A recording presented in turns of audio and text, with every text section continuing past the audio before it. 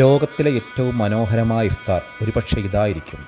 തകർന്ന പള്ളിയിൽ തറാവീഹ് നമസ്കരിക്കുന്ന, ഇരുട്ടിൽ അത്താഴം കഴിക്കുന്ന, ദുരിതം മറന്ന് വിശുദ്ധ റമദാനെ വരവേൽക്കുന്ന ഗാസയിലെ ഇഫ്താർ.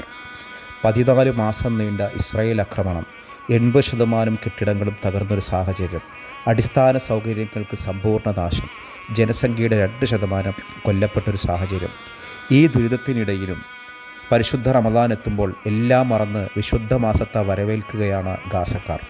പ്രയാസങ്ങളെ മറച്ച് തെരുവുകൾ ഫലസ്തീൻ പതാകയും വർണ്ണക്കടലാസുകളും തൂക്കിയാണ് പലസ്തീൻകാർ റമദാനെ സ്വാഗതം ചെയ്തിട്ടുള്ളത്.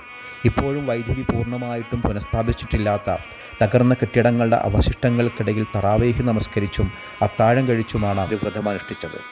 ഗസയിലെ ഭൂരിഭാഗം റോഡുകളും ഇസ്രായേൽ തകർത്തിട്ടുണ്ടെങ്കിലും സഞ്ചാരപാതയുടെ ഇരുവശത്തും താൽക്കാലിക പന്തലുകളിൽ ഈന്തപ്പഴമടക്കമുള്ള ഉണങ്ങിയ പഴങ്ങളും റമദാൻ വിഭവങ്ങളും വിൽപ്പനയ്ക്ക് വെച്ചതിൻ്റെ ചിത്രങ്ങൾ സോഷ്യൽ മീഡിയയിൽ പ്രചരിക്കുന്നത് കാണാം.